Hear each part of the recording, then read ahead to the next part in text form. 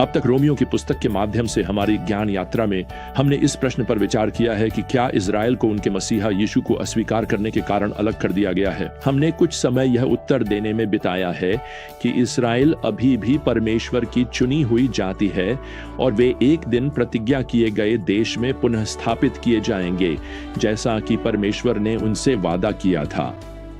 अब जैसे ही हम रोमियो के अध्याय 11 में आगे बढ़ते हैं, पौलुस एक जैतून के पेड़ का उपयोग परमेश्वर की आशीष के रूपक के रूप में करते हैं, ताकि यह समझाया जा सके कि यहूदी और अन्य जाति दोनों परमेश्वर की आशीष से कैसे संबंधित हैं। मैं अब पद 16 से 24 पढ़ने जा रहा हूं और फिर कुछ बातें स्पष्ट करूंगा। यदि पहिलौठे के रूप में चढ़ाया गया आटा पवित्र है, तो सारा आटा भी पवित्र है। और यदि जड़ पवित्र है, तो शाखाएं भी पवित्र हैं। लेकिन यदि कुछ शाखाएं तोड़ दी गईं और तुम जो जंगली जैतून की शाखा हो, उनमें शामिल होकर उनमें प्रतिरोपित किए गए हो और अब जैतून के पेड़ की पोषक जड़ में सहभागी हो गए हो, तो शाखाओं के प्रति घमंड मत करो। यदि तुम घमंड करते हो, तो याद रखो कि जड़ तुम्हें नहीं, बल्कि जड़ तुम्हारा सहारा है। तब तुम कहोगे, शाखाएं इसलिए तोड़ी गईं ताकि मैं प्रतिरोपित किया जा सकूं। हाँ, यह सच है। वे अपनी अविश्वास के कारण तोड़ी गईं, लेकिन तुम विश्वास के द्वारा स्थिर खड़े हो। इसलिए घमंड मत करो, बल्कि डर रखो, क्योंकि यदि परमेश्वर ने स्वाभाविक शाखाओं को नहीं छोड़ा, तो वह तुम्हें भी नहीं छोड़ेगा। अब परमेश्वर की भलाई और कठोरता पर ध्यान दो। जो गिर गए हैं उनके प्रति कठोरता, लेकिन तुम्हारे प्रति परमेश्वर की भलाई, बशर्ते तुम इस भलाई में बने रहो, अन्यथा तुम्हें भी काट दिया जाएगा। और वे भी, यदि वे अपने अविश्वास में बने नहीं रहते, तो फिर से प्रतिरोपित किए जाएंगे, क्योंकि परमेश्वर के पास उन्हें फिर से प्रतिरोपित करने की सामर्थ्य है। क्योंकि यदि तुम स्वभाव से जंगली जैतून के पेड़ से काटे गए और स्वभाव के विरुद्ध एक अच्छे जैतून के पेड़ में प्रतिरोपित किए गए, तो ये स्वाभाविक शाखाएं अपने ही जैतून के पेड़ में कितनी अधिक आसानी से फिर से प्रतिरोपित की जाएंगी। खैर, जैतून के बागान से लिया गया यह लंबा रूपक हमें कई महत्वपूर्ण उपमाएं देता है, जिन्हें हमें सही ढंग से समझना चाहिए। पहला, पहिलौठा फल या आटे का टुकड़ा और पेड़ की जड़ दोनों ही अब्राहम की ओर संकेत करते हैं। इजराइल राष्ट्र का पहला फल अब्राहम था। वह यहूदी लोगों के पिता बने, जो उनके विश्वास के उदाहरण का अनुसरण करते हुए परमेश्वर पर विश्वास करेंगे।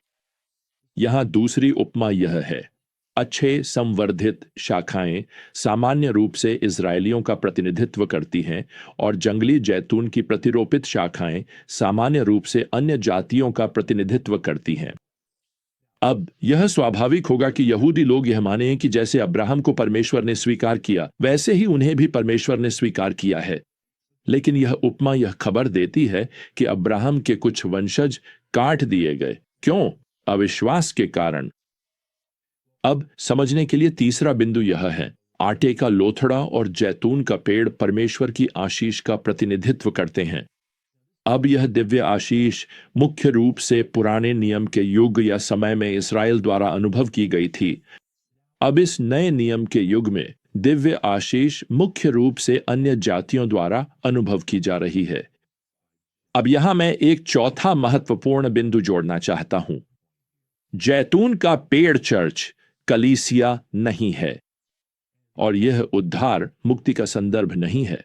यह परमेश्वर की उस आशीष का प्रतिनिधित्व करता है जो अब्राहम के माध्यम से पहले यहूदी राष्ट्र को मिली थी। उन्होंने विश्वास नहीं किया, परमेश्वर ने उन्हें अलग करके उन पर न्याय किया, और आज तक मुख्य रूप से वे अलग ही रखे गए हैं। इसलिए ध्यान रखें कि पौलुस उन लोगों की बात नहीं कर रहा है जो उद्धार पाए हैं और फिर उद्धार से काट दिए जाते हैं या अपनी मुक्ति खो देते हैं। वह उन लोगों की बात कर रहे हैं जिन्होंने परमेश्वर की आशीषों का आनंद लिया था, लेकिन अविश्वास के कारण वे परमेश्वर की आशीषों से काट दिए गए। और निश्चित रूप से आप देख सकते हैं कि यह आज भी इजराइल के लिए सच है। साफ तौर पर आज भी इजराइल राष्ट्र अपने अविश्वास के कारण कष्ट झेल रहा है। हालांकि परमेश्वर ने न केवल उनकी यहूदी राष्ट्रीय पहचान को बनाए रखने का वादा किया है, बल्कि एक दिन उन्हें उनकी जातियों के अनुसार एक राष्ट्र के रूप में फिर से स्थापित करने का भी वादा किया है। दूसरे शब्दों में प्रियजनों, खोई हुई जाति, लॉस्ट ट्राइब जैसी कोई चीज नहीं है। कुछ आधुनिक पंथ हैं जो कहते हैं कि ये आयतें यहां इज़राइल की 10 खोई हुई जातियों के बारे में हैं जो काट दी गई थीं, और वे तर्क करते हैं कि ये जातियां आज के एंग्लो सैक्सन या ब्रिटिश लोगों में बदल गईं। इस दृष्टिकोण को ब्रिटिश इज़राइलिज्म के रूप में जाना जाता है और यही सिखाया जाता है। खैर, प्रकाशित वाक्य की पुस्तक के अध्याय 7 में हमें बताया गया है कि क्लेश काल के दौरान सभी 12 जातियों के यहूदी उद्धार पाएंगे। उनकी जातीय पहचान कभी खोई नहीं गई है। मॉर्मन चर्च का कहना है कि एक खोई हुई जाति ने अंततः मूल अमेरिकी भारतीयों को जन्म दिया।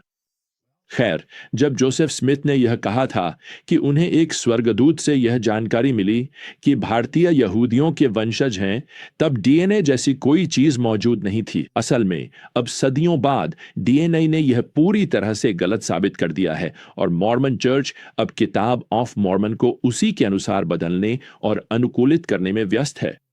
प्रियजनों, आपको बाइबल को बदलने की कोई जरूरत नहीं है।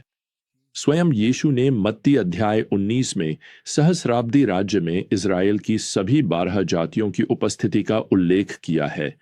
तो प्रियजनों, आज कोई खोई हुई जातियां नहीं हैं। अब इसी के साथ पौलुस यहां एक और बात कहते हैं। यह 5वां बिंदु है। लीजिए, यह रहा। सामान्य रूप से अन्य जातियों को संभावित आशीर्वाद के स्थान में जोड़ा गया है। पौलुस यहां पद 17 में इस जंगली जैतून की डाल के बारे में लिखते हैं, पर यदि कुछ डालियां तोड़ दी गईं और तू जो जंगली जैतून था उनमें प्रतिरोपित होकर जैतून के वृक्ष की जड़ की चिकनाई में सहभागी हो गया है। खैर प्रियजनों, मैं आपको कुछ बताना चाहता हूं। मुझे फल देने वाले पेड़ों में, या सच कहूं तो किसी भी पेड़ में डालियों को प्रतिरोपित करने का कोई अनुभव या जानकारी नहीं है।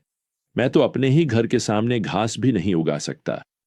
लेकिन जो मैंने अपने अध्ययन में सीखा है वह यह है, आप एक स्वस्थ जैतून की डाली को एक जंगली जैतून के पेड़ में प्रतिरोपित कर सकते हैं और वह अच्छा फल देगी। हालांकि आप कभी भी एक जंगली जैतून की डाली को एक स्वस्थ जैतून के पेड़ में प्रतिरोपित नहीं करते। ऐसा करने से पेड़ की पूरी जड़ से लेकर नीचे तक की संरचना खराब हो जाएगी। लेकिन यही तो पौलुस कहता है कि यहां परमेश्वर कर रहा है। वह 24वें पद में लिखता है कि परमेश्वर कुछ ऐसा कर रहा है जो प्रकृति के विरुद्ध है। परमेश्वर सचमुच बागवानी के प्राकृतिक तरीकों को स्थगित कर रहा है। वह उस जंगली गैर यहूदी डाली को लेकर उसे अब्राहम की जड़ में प्रतिरोपित कर रहा है, ताकि वह खैर यहूदी न बन जाए, लेकिन वह अब्राहम को दी गई परमेश्वर की आशीष का सहभागी बन सके। और इस प्रतिरोपण से पेड़ नष्ट नहीं होता, बल्कि वह पेड़ उस जंगली जैतून की डाली के लिए आशीर्वाद बन जाता है जो यहां गैर यहूदी का प्रतिनिधित्व करती है। अब इस रूपक से मैं यहां एक और बात स्पष्ट करना चाहता हूं। छठा बिंदु, इज़राइल को अंततः फिर से उस पेड़ में प्रतिरोपित किया जाएगा। पौलुस यहां पद 23 में लिखते हैं, परमेश्वर के पास उन्हें फिर से प्रतिरोपित करने की शक्ति है। अब हमने इस बिंदु को पहले ही कवर कर लिया है, लेकिन मैं इसे फिर से कहना चाहता हूं। परमेश्वर राष्ट्र इज़राइल के एक अवशेष को, जो सभी 12 गोत्रों का प्रतिनिधित्व करेगा, प्रतिज्ञा किए गए देश में पुनर्स्थापित करेगा। महासंकट के समय के अंत में वे यीशु को स्वर्ग से उतरते हुए देखेंगे और वे उन्हें अपना मसीहा मानकर उन पर विश्वास करेंगे। यीशु यरूशलेम लौटेंगे।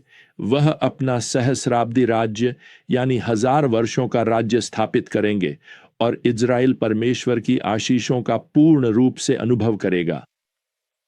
तो हम आज इन सत्यों को अपने जीवन में व्यक्तिगत रूप से कैसे लागू कर सकते हैं? मुझे ये बातें चेतावनियों के रूप में प्रतीत होती हैं, इसलिए मैं आपको 3 चेतावनियां देना चाहता हूं जो मेरे मन में आईं, खासकर गैर यहूदी मसीही के लिए। पहली बात, घमंड मत करो। मसीह में सच्चा विश्वास दूसरों के प्रति विनम्रता उत्पन्न करना चाहिए। पौलुस यहां पद 18 में लिखते हैं, डालियों के प्रति घमंड मत करो, यदि तुम करते हो तो याद रखो कि जड़ तुम्हें सहारा देती है, न कि तुम जड़ को। फिर पद 20 में लिखा है, घमंड न करो बल्कि डरते रहो। दूसरे शब्दों में, जब गैर यहूदी इस वृक्ष में कलम किए गए हैं तो यह हमारे भीतर परमेश्वर की कृपा और भलाई के प्रति एक विनम्र सम्मान उत्पन्न करना चाहिए कि उसने आपको और मुझे भी शामिल किया। दूसरी बात, भ्रमित मत हो। पौलुस यहां पद 22 में परमेश्वर की दया और कठोरता दोनों के बारे में बात करते हैं। आप जानते हैं, दुनिया चाहती है कि हम केवल प्रेम और दया के परमेश्वर के बारे में बात करें, और वह हैं भी, लेकिन वह न्याय के परमेश्वर भी हैं, कठोरता के परमेश्वर भी हैं।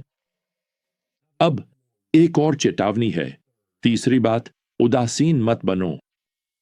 पौलुस यहां पद 24 में संकेत करते हैं कि गैर यहूदी पहले परमेश्वर के लिए कुछ भी करने में असमर्थ थे, लेकिन अब हमें परमेश्वर की कृपा के आशीर्वाद में कलम किया गया है। आइए हम इसे हल्के में न लें। आइए आज हम अपनी अद्भुत स्थिति को ध्यान में रखते हुए जीवन जी। हमें परमेश्वर की भलाई और कृपा में कलम किया गया है। तो अगली बार तक प्रियजनों, प्रभु यीशु मसीह की कृपा, परमेश्वर का प्रेम और पवित्र आत्मा की संगति आप सभी के साथ बनी रहे। आमीन।